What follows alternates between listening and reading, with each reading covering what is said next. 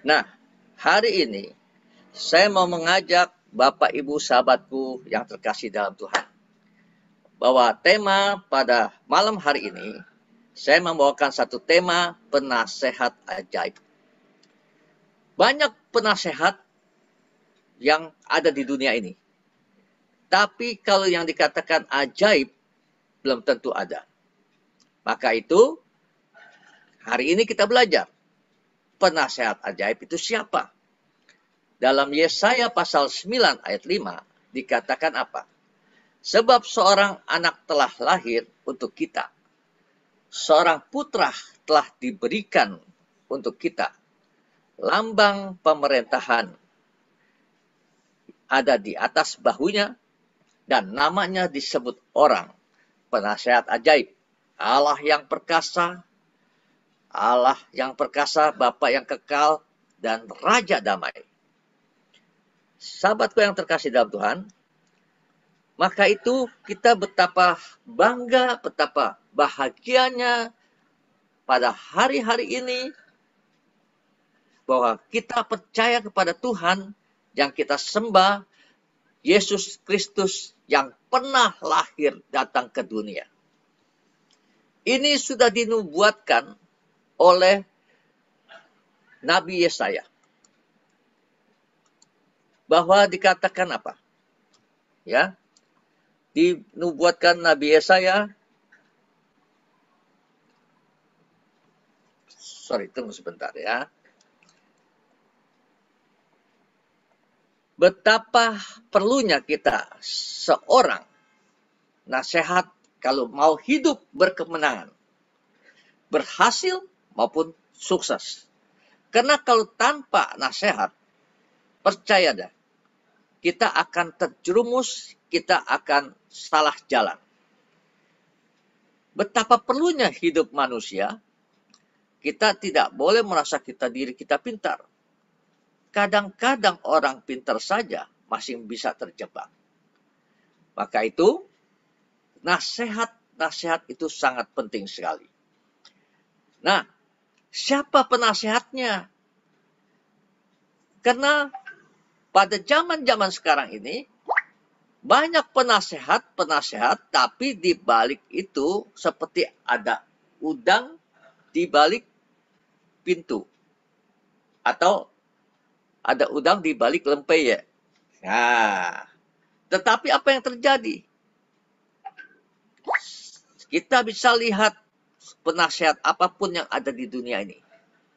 Tidak ada satupun orang di dunia ini bisa mendapatkan yang adil. Apalagi tanpa adanya pembayaran, ya, yang tidak ada pembayaran alias gratis. Wah, saya rasa jarang sekali orang yang sengaja untuk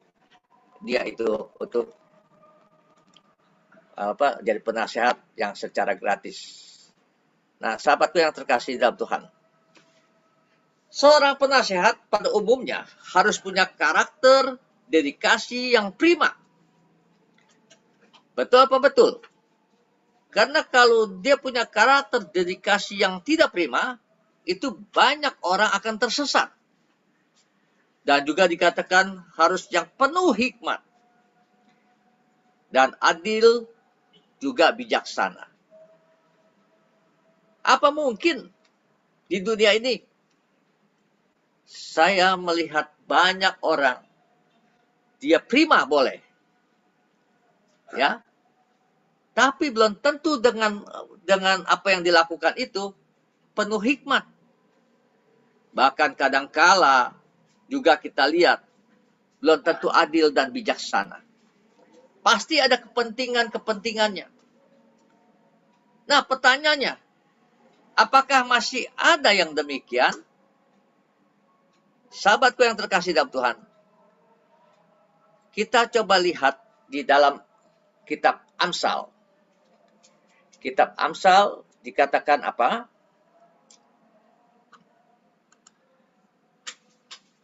Amsal pasal 1 ayat 29 sehingga ayat 33, saya bacakan saja ya. Oleh karena mereka benci kepada pengetahuan, dan tidak memiliki takut akan Tuhan, ayat 30-nya, tidak mau menerima nasihatku, tetapi menolak segala teguranku, maka mereka akan memakan buah perbuatan mereka dan menjadi kenyang oleh rencana mereka.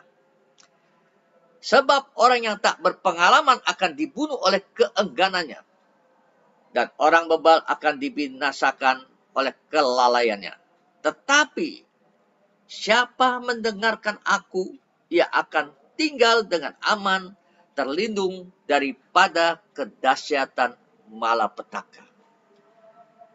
Salomo ini mengungkapkan, dikutip melalui Amsal ini, dia sudah ingatkan, oleh karena mereka benci kepada pengetahuan, itu membuat jadi kecelakaan buat dirinya.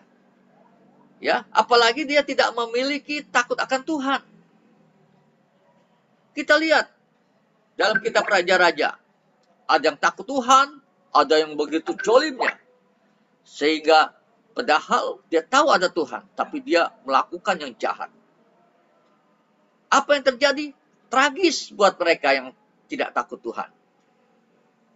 Tapi orang yang takut Tuhan selalu ada berkat di dalam hidupnya. Sahabatku yang terkasih, nubuatan ini ternyata sudah dikutip oleh Nabi Yesaya pada zamannya itu, pada waktu dikatakan dia itu ya bahwa mengalami suatu penderitaan. Pada saat itu dia dengan bangsa Israel mengalami dibuang ke Babel. Dan Yesaya bin Amos ini ada namanya, ada artinya. Dalam bahasa Ibrani dikatakan Tuhan menyelamatkan. Jadi bukan secara kebetulan itu nama. Memang Tuhan pakai dia untuk menyelamatkan bangsa Israel. Untuk memberitakan berita firman Tuhan, karena bangsa Israel ini keras teguh.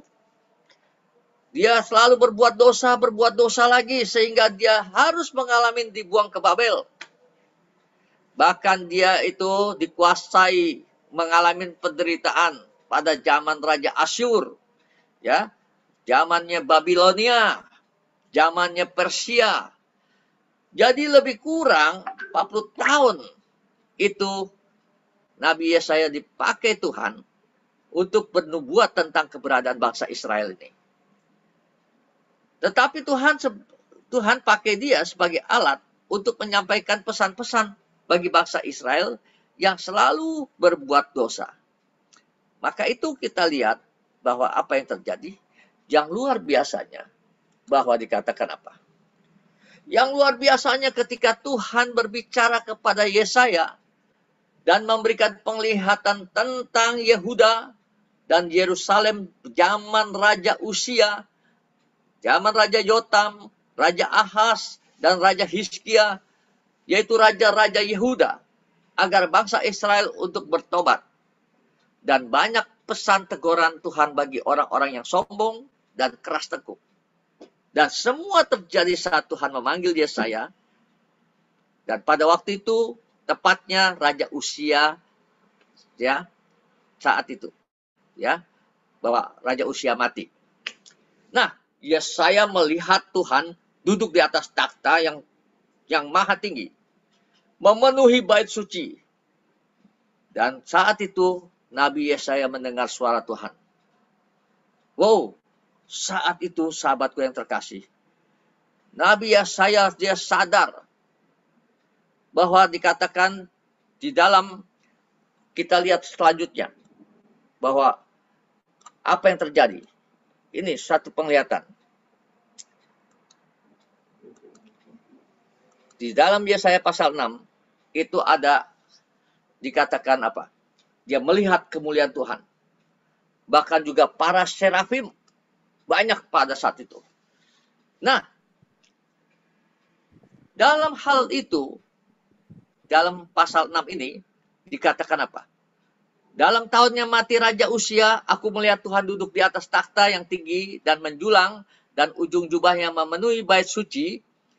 Terus, masing-masing mempunyai bait suci, para serafim berdiri di sebelah atasnya, masing-masing mempunyai 6 sayap. 2 sayap dipakai untuk menutupi muka mereka, 2 sayap dipakai untuk menutupi kaki mereka, dan 2 sayap lagi dipakai untuk melayang-layang. Dan mereka berseru seorang kepada seorang. Katanya, kudus, kuduslah Tuhan semesta alam, seluruh bumi penuh kemuliaannya. Dan gemetarlah Yesaya. Karena dia merasakan apa? Najis bibir. Dia merasa dalam kondisi pada saat itu bangsa Israel semua najis bibir. Bangsa Israel yang penuh dosa. Walaupun dikatakan bahwa Yesaya berbeda dengan bangsa Israel, tapi dia merasakan, jangan-jangan nanti aku mati nih.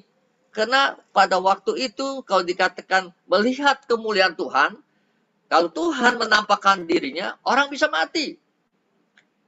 Kalau Tuhan menampakkan dirinya langsung. Nah, itu untung dia melihat satu penampakan.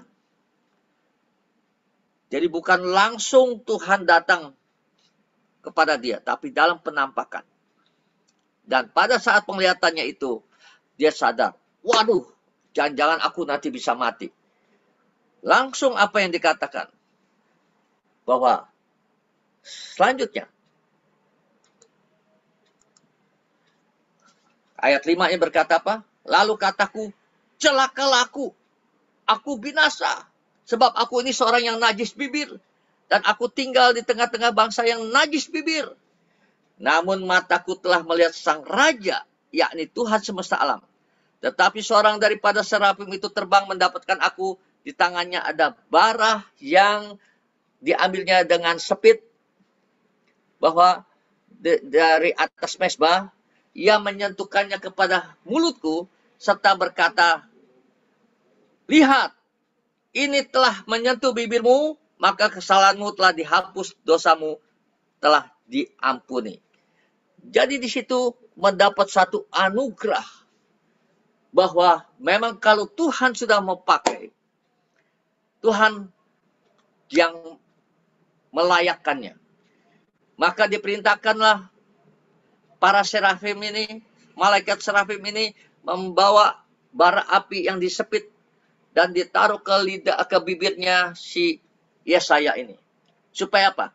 Yang dikatakan najis bibir itu menjadi pulih, disembuhkan Tuhan. Artinya dosanya telah dihapus oleh Tuhan. Luar biasa. Kalau Tuhan mau pakai, bisa saja dari orang yang dikatakan orang yang sudah berbuat dosa. Orang yang melakukan dosa yang mungkin kelam. Tapi kalau Tuhan berkenan mau pakai, Tuhan bisa pulihkan kembali. Bisa sucikan kembali. Ya memang Yesaya berbeda dengan yang lain. Tapi dia di tengah-tengah bangsa yang najis bibir. Itu pengakuannya. Maka itu, pada saat itu, dia bilang, celakalah aku. Bisa-bisa aku binasa nih. Nah, selanjutnya apa? Kita lihat ayat selanjutnya. Kita lihat, akhirnya dikatakan, firman Tuhan berkata apa nih? Di dalam ayat 8-nya, lalu aku mendengar suara Tuhan berkata, siapakah yang akan kuutus dan siapakah yang mau pergi untuk aku? Maka sahut aku, ini aku, utuslah aku. Dia angkat tangan, dia bilang, inilah aku, utuslah aku. Luar biasa. Yesaya tahu bahwa Tuhan sudah pilih dia. Tuhan sudah hapuskan dosanya. Tuhan pakai secara khusus. Maka dikatakan, inilah aku, utuslah aku. Bagaimana Bapak, Ibu, sahabatku yang terkasih dalam Tuhan hari-hari ini? Apakah kita terpanggil? Bahwa hari-hari ini kita ada rasakan sesuatu bahwa Tuhan ingin pakai kita? Ayo, kalau ada satu ajakan, gerakan hati dalam diri kita ini, jangan ditahan-tahan. Ya. Jangan kita lari. Tapi kita berkata, Tuhan, inilah aku. Utuslah aku. Jadi siap dipakai Tuhan. Nah, sahabatku, akhirnya Yesaya ini menjalankan tugasnya. Dia seorang nabi yang banyak bernubuat. Dan pada saat itu akhirnya bagaimana penderitaan-penderitaan yang dialami oleh bangsa Israel pada saat menjalankan dibuang ke Babel, tekanan Raja Asyur, ya, Babelonia, bahkan juga Raja Persia. Begitu menderita. Tapi di situ Tuhan selalu berbicara. Mengingatkan kepada bangsa Israel.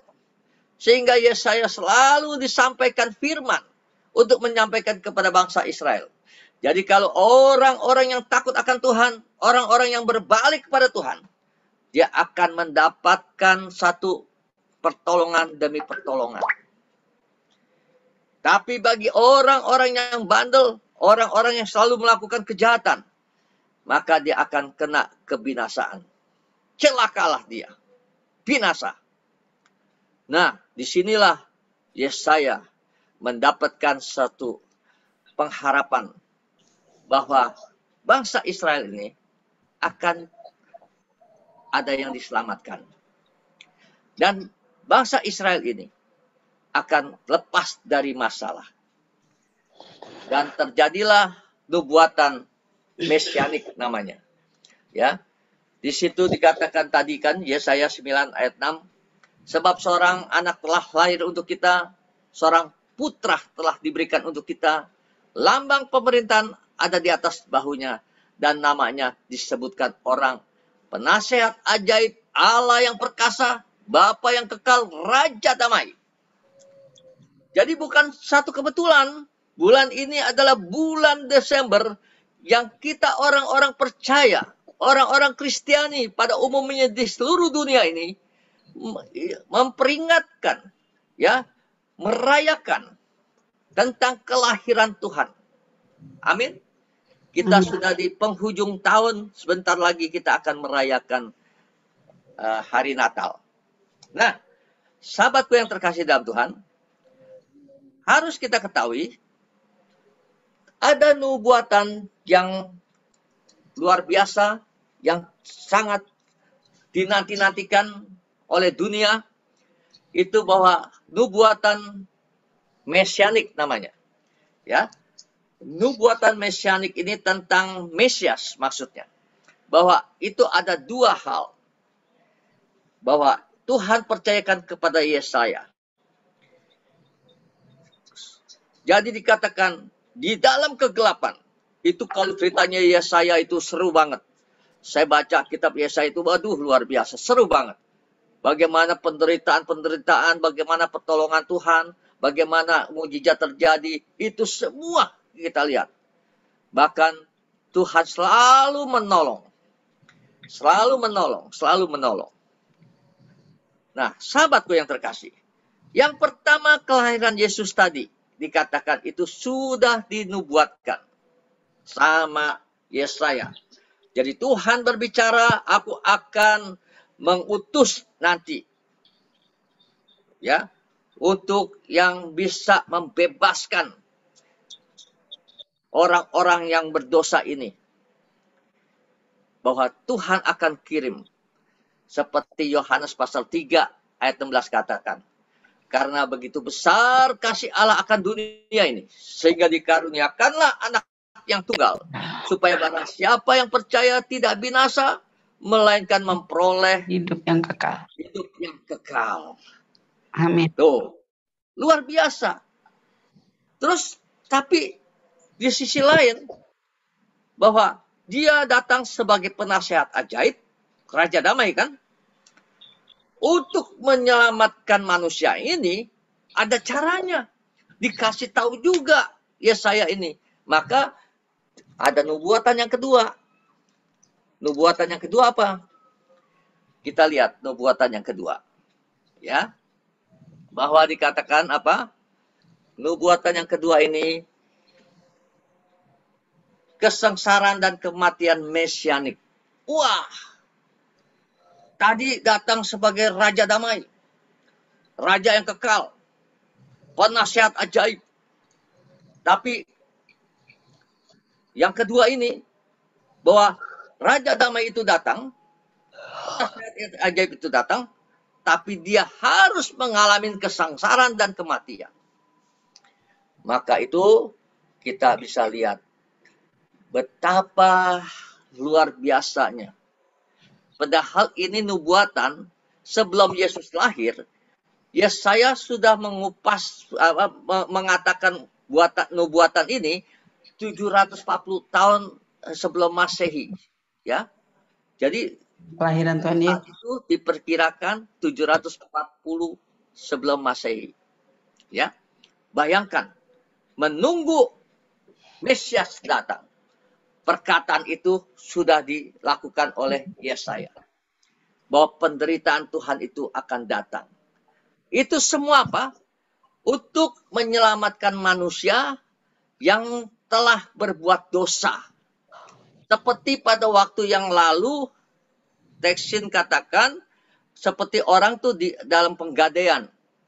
Nah, jadi yang ditebus itu, ya, bahwa dosanya itu untuk menjadi dibenarkan kembali. Jadi akhirnya manusia itu yang tadinya karena dosa itu harusnya binasa, jadi dia bisa memperoleh hidup yang kekal. Ditebus oleh darah Tuhan Yesus.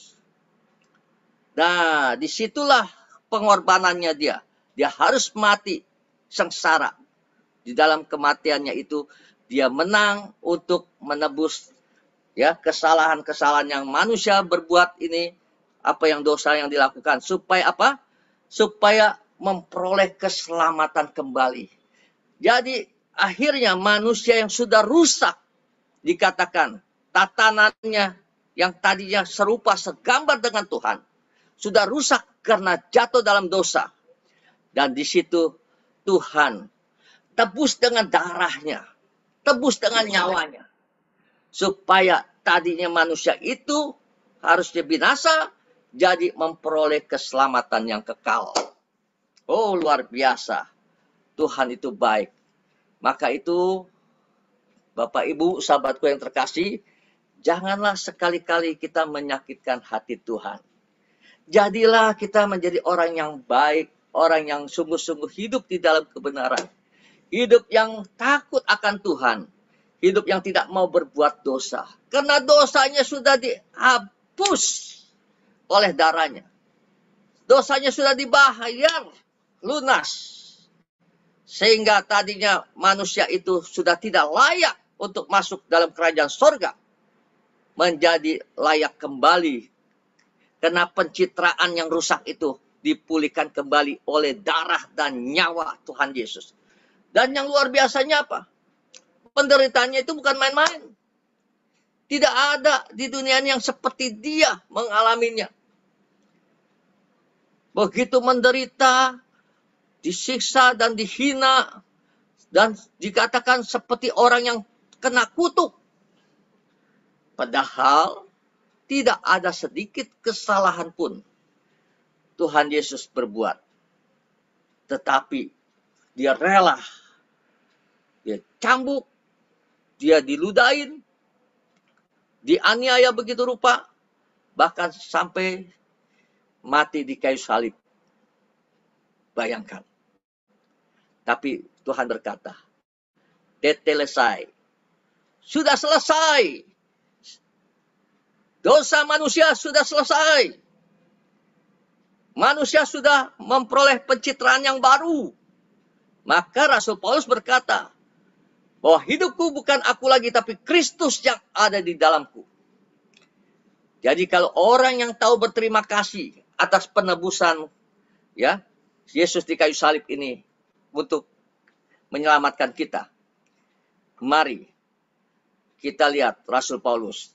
Dia melakukan dengan militan, melayani pekerjaan Tuhan. Ya, saya berkata, inilah aku, utuslah aku. Mestinya kita demikian. Nah, sahabatku yang terkasih dalam Tuhan, siapakah yang percaya kepada berita yang kami dengar, dan kepada siapakah tangan kekuasaan Tuhan dinyatakan?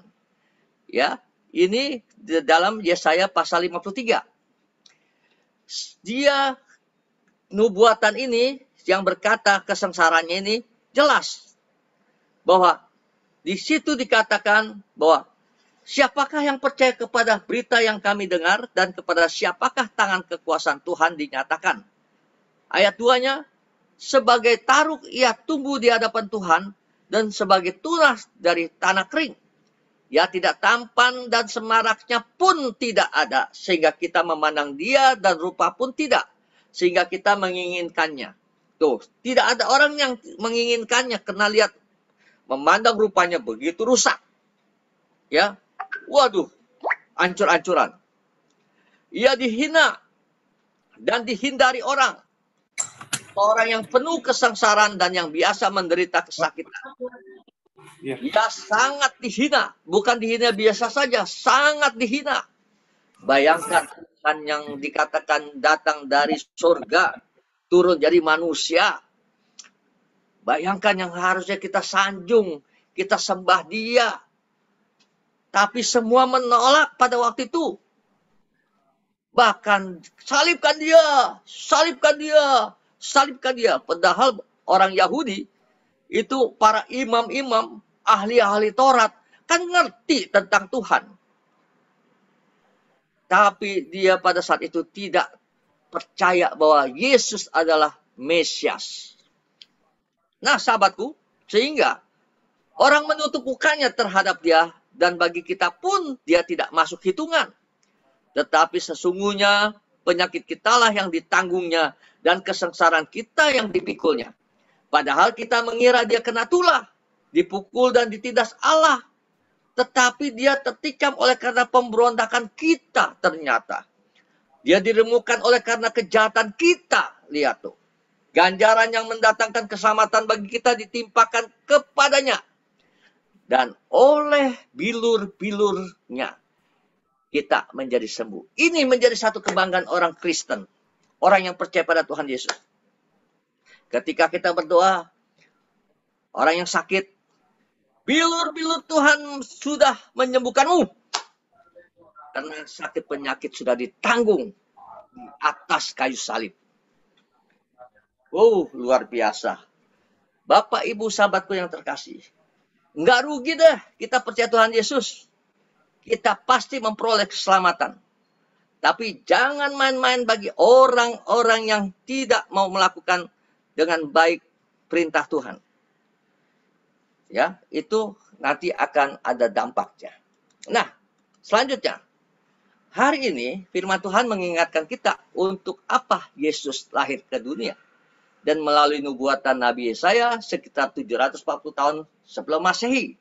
Artinya sebelum kedatangan Yesus lahir ke dunia. Dan sekarang kita percaya nggak bahwa sudah terjadi 2000 tahun yang lalu. Dari zaman sekarang. Bahwa Yesus sudah lahir. Yesus sudah mati di kayu salib. Yesus sudah bangkit. Yesus sudah naik ke sorga. Sekarang ada di sorga yang mulia. Tinggal tunggu waktunya. Sebentar lagi dia akan datang ke dunia ini. Nah, bagaimana kalau dia akan datang ke dunia ini? Apakah kita sudah siap menerimanya? Dengan kondisi kita, apakah sesuai apa yang Tuhan berkenan? Itu menjadi pertanyaannya. Sahabatku yang terkasih, jadi di sini saya melihat ternyata bahwa dikatakan mengingatkan firman Tuhan ini bahwa dikatakan apa? Yesus datang lahir ke dunia ini. Dia untuk apa? Satu, menebus manusia dari dosa. Ya, manusia ditebus dari dosanya. Terus kedua, menanggung sakit penyakit. Ketiga, dia datang menjadi penasehat yang ajaib. Saya mau tanya, percaya nggak Tuhan Yesus penasehat ajaib kita? Angkat tangan. Amin, amin, amin. Haleluya. Ya. Jadi kita harus tahu bahwa dia penasehat ajaib. Kenapa? Penasehat ajaib. Sesuatu yang tidak terpikirkan oleh kita, kadang-kadang nggak masuk akal, taunya bisa mendapat satu jawaban. Dengan sederhana. Caranya bagaimana? Kadang-kadang ada suara datang. Angkat tanganmu. Ucapkanlah syukur kepada Tuhan. Dengan puji-pujian. Maka engkau akan sembuh. Waduh, luar biasa. Ada penasihat ajaib berkata, angkatlah tanganmu. Ya. Dan berserulah kepada dia dengan ucapan syukur. Bagi yang sakit, bagi yang ada masalah rumah tangga, bagi yang ekonomi hancur, bagi apapun masalah hari-hari ini, datanglah, angkat tangan kepada Tuhan. Dan berserulah sambil mengucap syukur. Dan angkatlah puji-pujian. Di situ ada kuasa Tuhan bekerja. Yang sakit disembuhkan. Pokoknya ada masalah Tuhan bereskan.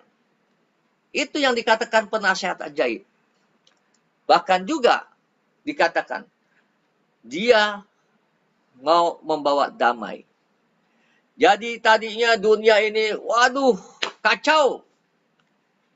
Tapi ketika Tuhan datang, disitulah yang namanya damai itu datang. Maka Tuhan Yesus mengajarkan kita bahwa turutilah perintahku, maka sama juga engkau mengasihi aku. Ketika engkau mengasihi aku, disitulah aku berada, karena aku mengasihi engkau. Wow, jadi orang-orang yang percaya pada Tuhan Yesus, dia selalu cinta damai. Tapi kalau orang yang percaya Tuhan Yesus, masing suka menggerutu, masing suka ngomel, bahkan masing suka gosip, bahkan masing suka memfitnah, hati-hati. Itu namanya bukan orang Kristen, bukan orang pengikut Kristus. Orang pengikut Kristus, orang yang percaya pada Tuhan Yesus, dia selalu membawa damai. Amin. Jadi kalau ada orang Kristen, pengikut Kristus, yang dia bilang bahwa dirinya mengaku Kristen, tapi masing kacau, masing membuat suasana jadi pertengkaran di mana-mana, bahkan memfitnah sini, memfitnah sana, hati-hati. Apa yang dia tabur akan dia tuai. Cepat atau lambat, dia akan mengalami hukuman Tuhan. Maka itu lebih baik kita bawa damai. Kalau kita bawa damai, itu berkat akan mengikuti. Tapi kalau orang yang tidak rukun, seperti dikatakan, ya, orang yang hidup rukun dan damai, di dalam Mazmur 133 ayat 1-3, disitulah akan Tuhan perintahkan. Berkat-berkat akan tercurah dari Gunung Sion, dari Gunung Hermon ke Gunung Sion. Itu akan terjadi berkat-berkat datang. Sahabatku yang terkasih, yang kelima ternyata kedatangan Yesus lahir ke dunia ini, dia membawa kekekalan. Janji Tuhan dinyatakan. Tuhan tahu kalau tidak ada pengorbanan, maka manusia tidak ada yang selamat. Maka itu dia membawa kekekalan. Bagi siapa yang percaya, dia memperoleh hidup yang kekal. Itulah Tuhan kita yang luar biasa. Dia mengorbankan dirinya untuk membawa kekekalan buat kita. Nah, pertanyaannya sekarang. Pertanyaannya, inilah berkaitan dengan sekalian kesaksian ya. Kalau ada yang mau bersaksi kesaksian ya. Pertanyaannya. Jadi pertanyaannya, sudahkah kita hidup kudus sekarang ini? Kalau kita dikatakan bahwa sudah percaya Tuhan Yesus, paling tidak kita harus berubah dari jalan yang lama menjadi jalan yang baru. kita harus ada lahir baru. Jangan kita sudah percaya Tuhan Yesus, masih gosip sini, gosip sana. Ya, masih ngatain orang dengan kata-kata kotor.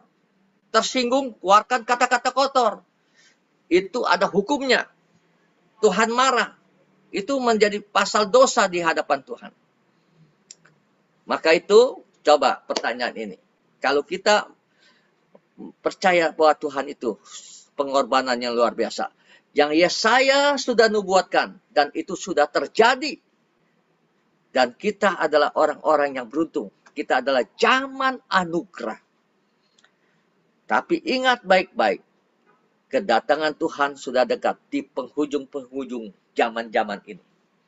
Maka itu, mari. Janganlah kita hidup ya yang seperti orang yang bebal. Orang yang tidak percaya pada Tuhan. Kadang-kadang kita ngomel. Ya, kalau rezeki belum datang nih. Aduh, kok Tuhan nggak ngasih nih. Kita harap-harapin kok nggak lancar nih. Jangan ngomel. Mestinya bersyukur.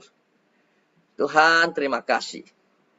Saya percaya ada maksud Tuhan. Hari ini saya nggak dapat berkat. Nggak apa-apa. Tapi buktinya dipelihara Tuhan kok. Kadang-kadang kita maunya berkatnya yang gede, yang besar, betul nggak?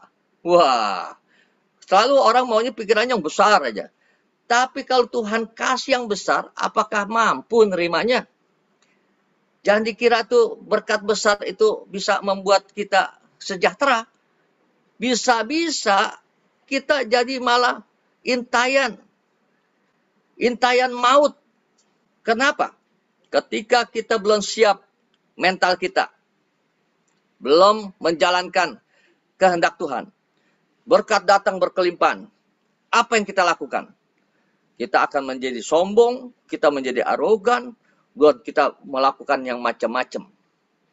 Ya, melakukan dosa dengan seenaknya saja. Maka itu Tuhan tahu takaran kita. Tapi Tuhan ingin kita adalah orang yang suka mengucap syukur. Hidup di dalam kekudusan, itu yang Tuhan inginkan. Kedua, apakah kita sungguh mengerti kelahiran Yesus dan kematiannya untuk apa? Ayo, sebagai orang Kristen, saya mau tanya di sini, nanti tolong jawab ya. Ada yang sudah mengerti benar nggak? Kalau orang yang sudah mengerti benar, dia akan tahu apa yang dia lakukan. Apakah kita sungguh mengerti kelahiran Yesus dan kematiannya untuk apa? Ya, kalau kita berkata kelahiran Tuhan Yesus ya untuk menyelamatkan dosa manusia. Nah, kalau kita mengerti, coba buktikan apakah kita sudah mengerti dengan tindakan perbuatan kita.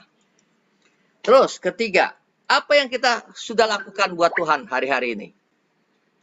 Ayo, apakah kita berkata, ini aku Tuhan, utuslah aku. Atau apakah kita sudah lakukan buat Tuhan, membawa jiwa. Bawa jiwa datang kepada Tuhan. Supaya orang yang tadi tidak percaya menjadi percaya. Bagaimana? Apa yang kita lakukan kepada Tuhan? Apakah kita sudah mempersembahkan yang baik dalam tubuh kita? Kehidupan kita ini? Coba. Tolong Roma pasal 12 ayat 1 sampai 2. Bisa nggak dikeluarkan teksin? Roma pasal 12 ayat 1 sampai 2.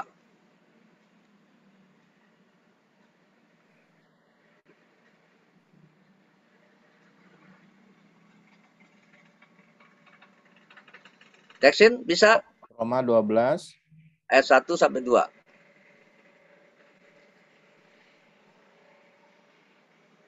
itu di ini dulu Om. Hah?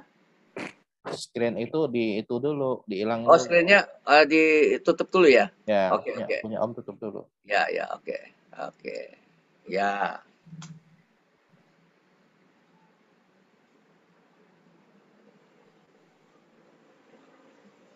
Nah, firman Tuhan katakan apa?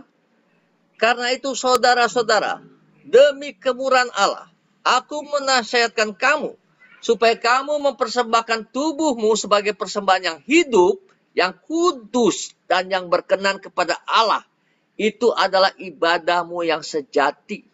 Jadi kalau kita ibadah kepada Tuhan, kita persiapkan hati dan pikiran kita, bukan ibadah kita itu hanya kita asal datang kumpul-kumpul, bukan.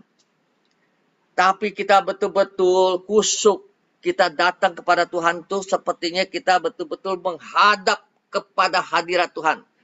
Menghadap Sang Agung ini. Kadang-kadang banyak orang kita lihat, ya, pada waktu seri-seri yang lalu, berapa bulan yang lalu kan saya sudah ungkapkan ya, ada orang ibadah, dia tidak konsen, malah main HP, malah ngobrol kiri kanan. Section yang keduanya belum saya baca, tolong balik lagi.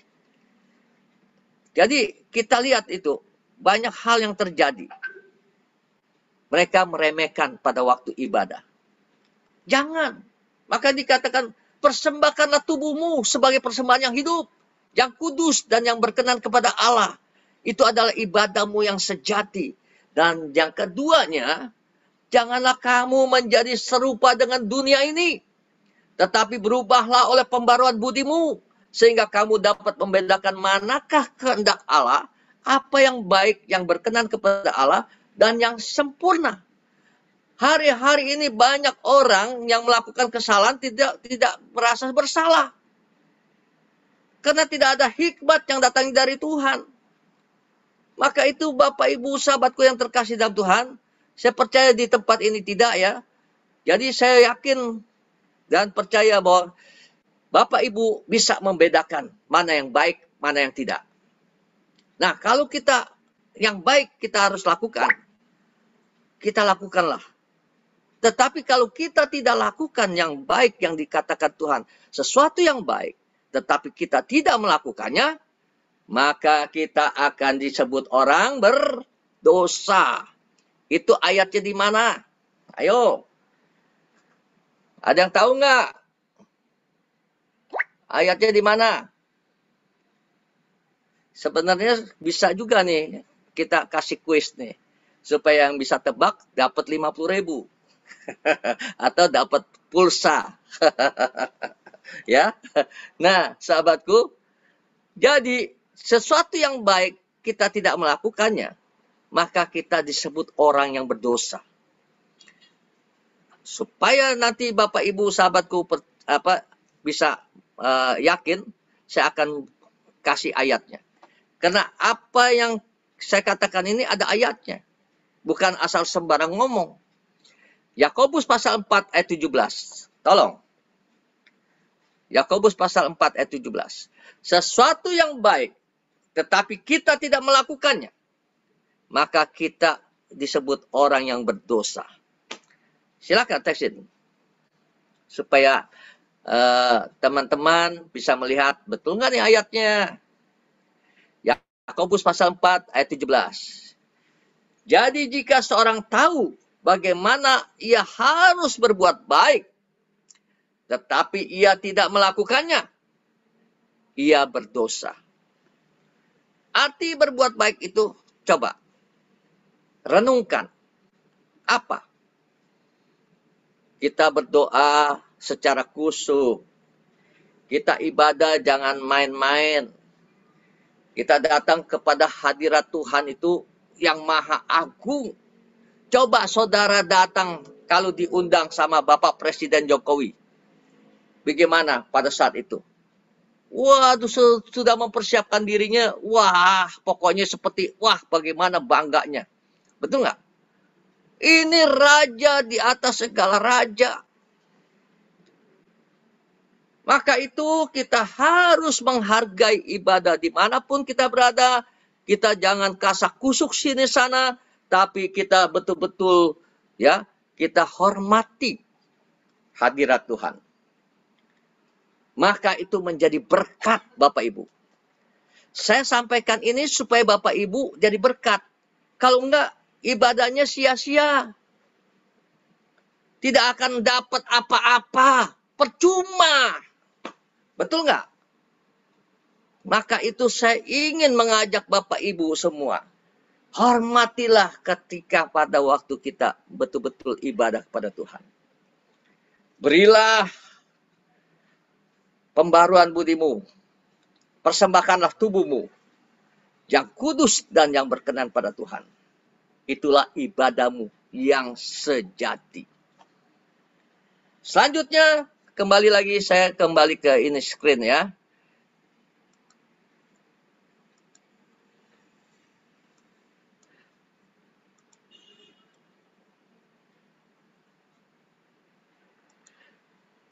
Yang keempat, sungguhkah kita mengasihi Dia? Yang kelima, apa yang kita rasakan saat ini? Ayo, tolong Bapak Ibu sahabatku yang terkasih dalam Tuhan, bahwa ini menjadi satu pertanyaan. Sungguhkah kita mengasihi Dia? Ya, maka itu saya mau mengajak Bapak Ibu untuk merenungkan hari ini firman Tuhan, bahwa penasehat ajaib itu sudah datang dalam hidup kita. Dan apakah kita rasakan? Dan apakah kita sudah mengerti bahwa firman Tuhan hari ini mengingatkan kita, Yesus 2000 tahun yang lalu telah lahir. Telah dinubuatkan oleh Yesaya sebelum Yesus datang 740 tahun. Bayangkan. Bangsa Israel pada waktu itu dalam kegelapan. Tapi apa yang diperkatakan itu terjadi. Nah, sahabatku, apalagi sebentar lagi kita akan merayakan, kita akan merayakan PD Victory Shekinah nanti tanggal 26, tapi tetap di Zoom. Karena di tempat gereja masih belum diizinkan. Oh, tanggal 26 berkata diminta dengan anak-anak. Tapi di Zoom. Tanggal 26 ingat tuh. Ya, tanggal 26. Nah, sahabatku yang terkasih dalam Tuhan, mari ya. Coba sekarang renungkan firman Tuhan ini. Jadi saya ingin untuk sahabat semua, apa yang sahabat bisa berpikir hari-hari ini, sudahkah kita mengerti bahwa penasehat ajaib itu sudah datang? Dia sebagai Raja Damai, Raja yang kekal, dan dia sudah rela mati di kayu salib untuk menanggung dosa kesalahan kita. Dia sudah bayar, dia sudah beli kita kembali. Tadinya kita adalah orang yang dikatakan harusnya binasa, tapi ditebus oleh darah Yesus, sehingga kita jadi miliknya Dia lagi. Amin. Ya. Nah, oke, selanjutnya sekarang saya serahkan kepada ini, ya, teman-teman. Sebelumnya saya tutup dalam doa dulu firman Tuhan ini. Bapa di surga, terima kasih firman-Mu ini apa yang hamba sudah sampaikan. Sebentar lagi kami akan sharing satu dengan yang lain. Kiranya ini boleh menjadi berkat kami semua. Mari Tuhan, pimpin sharing ini menjadi berkat buat kami semua. Kiranya ada satu pengertian yang datangnya dari surga untuk hidup kita, hidup kami ini di dalam kebenaran firman Tuhan. Di dalam nama Tuhan Yesus. Haleluya. Amin.